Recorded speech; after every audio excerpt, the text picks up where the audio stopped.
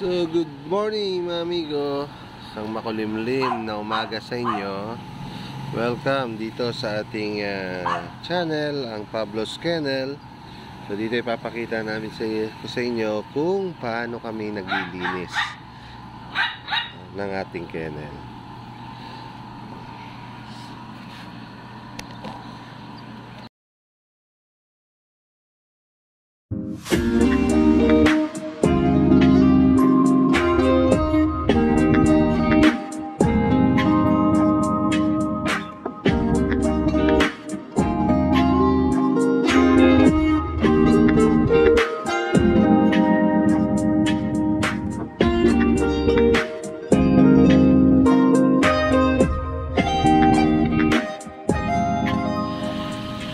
Ito po yung mixture na ginagawa namin. So, naglalagay kami ng sabon.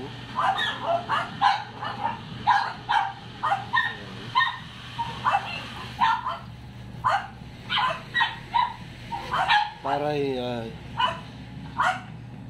walang amoy. Sabi nga ng mga bumibisita rito sa kennel, marami raw kaming aso, pero bakit walang amoy?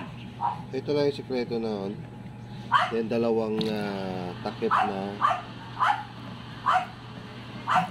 sunrocks.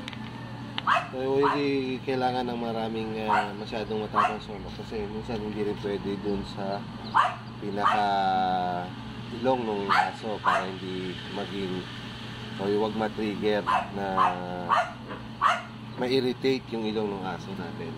So yun lang, dalawa lang din. Lalagyan na ho natin ng tubig yan. Yan na ho yung ating ipang sasabon.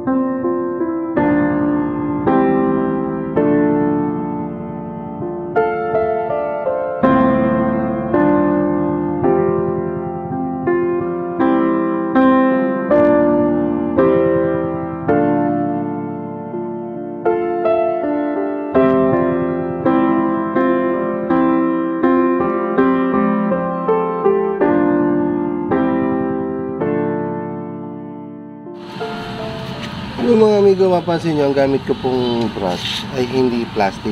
Yung pang steel brush, parang steel brush siya. Kasi pag yung plastic, yung mga lumot, hindi kayang tanggalin.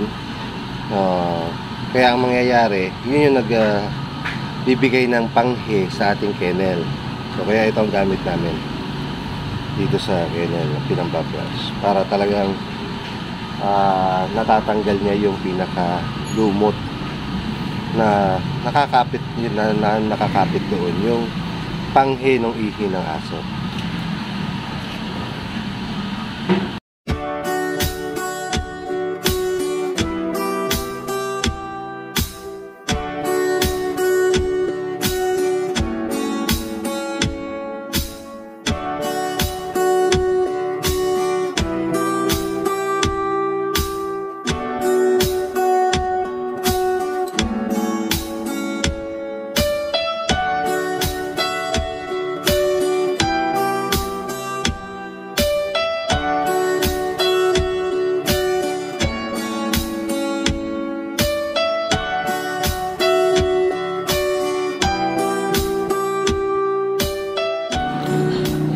So ayan mga amigo, tapos na tayo maglinis. So ganun lang ang aming paglilinis.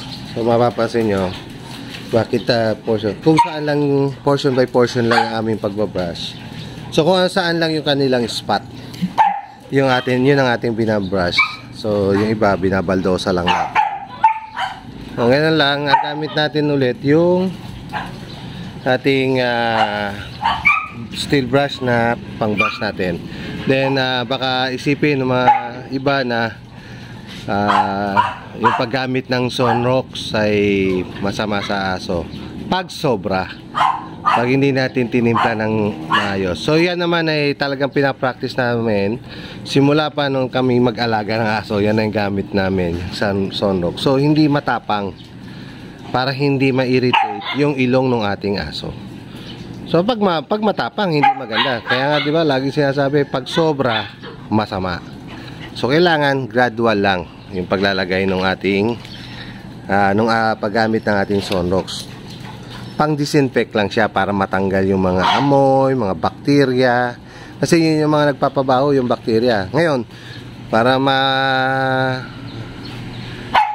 yan, kaya nga yung mga tao na bumibisita dito sa ating kennel, nagugulat sila. Sa dami ng aso dito, bakit hindi bumabaho? Maging yung nasa loob ng bahay namin, sa baba, meron kaming 3 doon. Yung 2 chihuahua namin, tsaka yung isang Pomeranian, si Tris. Bakit hindi raw bumabaho yung bahay? Dahil nga, gumagamit kami ng mga pang-disinfect, pero gradually. So, yun lang po yung aming may share. Kung meron pa ho kayong nais na itanong regarding sa pag-aalaga ng mga aso, just comment below. Then, i-share namin, sasagutin namin. O ba kung yun ay pinapractice namin, i-share namin sa inyo. So makikita nyo naman mga amigo, masisigla po yung aso. Ayan o, dali. Tingnan nyo ito ito, French Bulldog. Di dapat yan ay masakit sa ilong kung nagkaroon na siya ng reaction. Pero nakita nyo, masigla. Taba. Taba yan, si Dali. Ayan, sa ating mga corgi, then yung mga puppy, then na yun, si Sophie, wala naman siya reaction. So ilang taon na akong nag-aalaga ng aso. So yun lang po. Again, kung hindi pa kayo nakapag-subscribe sa ating channel, please subscribe, then paki-hit ang notification bell, then paki-like and share. Maraming salamat sa inyo mga amigo. See you on my next video. All goods!